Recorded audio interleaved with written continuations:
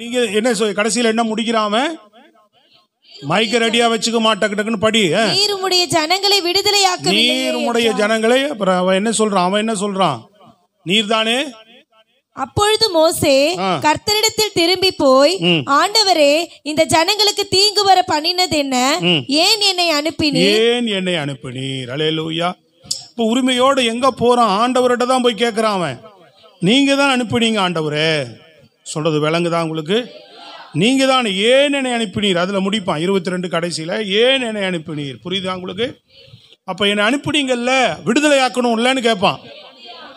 நீங்க என்ன தெரிந்து கொண்டீங்கல்ல, நீங்க எனக்கு நன்மை செய்யணும்ல, எனக்கு உதவி செய்யணும்ல ஆண்டவரே, என்னை நீங்க தானே காப்பாற்றணும் ஆண்டவரே.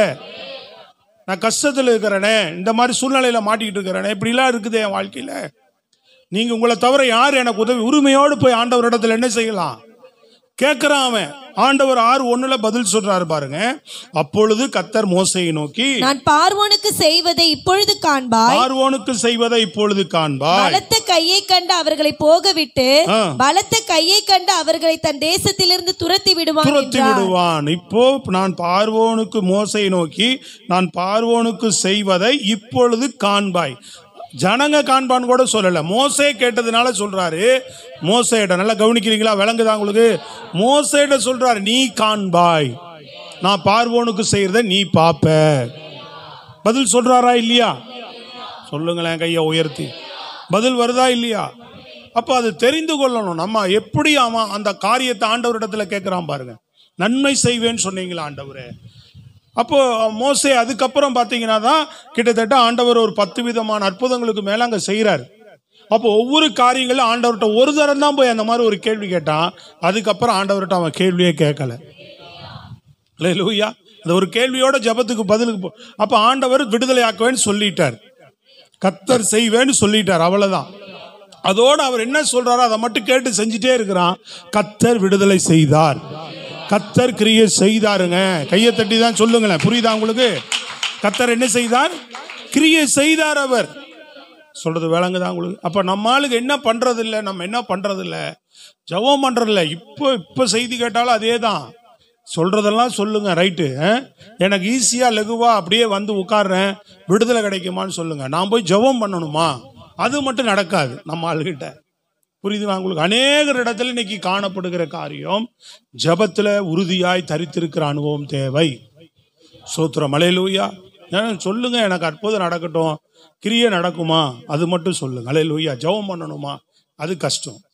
அல்லேலூயா. ஜெபம் பண்றது கஷ்டமா? இந்த வார்த்தையை போய் ஆண்டவர்கிட்ட சொல்றது கஷ்டமா? மணிக்கணக்கில் நேரத்தை வீணடிக்கிறோமே, எதுலையோ நேரத்தை போக்கடிக்கிறியே. ஒரு 2 பாட்டு பாடி ஒரு 1/2 மணி நேரம் தேவ சமூகத்தில் 1/2 மணி நேரமாவது அல்லது ஒரு 10 நிமிடமாவது உட்கார்ந்து உண்மையான இருதயத்தோட ஆண்டவரே இந்த விஷயத்தில் உதவி செய்யுங்கன்னு கேட்கக்கூடாதா? சொல்லுங்க. அல்லேலூயா. ஜெபம் காலையில ஜெபம் பண்றது இல்லாம ஏதோ ஒரு நேரத்தில் இந்த வருத்தம் உன்னை தாக்கும் போதெல்லாம் தேவ சமூகத்தில் ஒரு பாட்டு பாடி, தேவ சமூகத்தில் நல்ல விசுவாசமான வார்த்தைகளை அறிக்கை செய்து ஆண்டவருடைய உரிமையோடு உன்னுடைய காரியங்களை நீ சொல்லிப்பார். உன் வாழ்க்கையில் அவர் கிரியை செய்கிற தேவன். சொல்றது விளங்குதாங்க? ஸ்தோத்திரம். அல்லேலூயா. இப்போ முழங்கால முடக்க நம்ம யோசிக்கிறோம். ஆண்டவர் சமூகத்தில் போய் ஒரு விஷயத்தை தெரியப்படுத்த யோசனை பண்ணிக்கிட்டே தான் இருக்கிறோம்.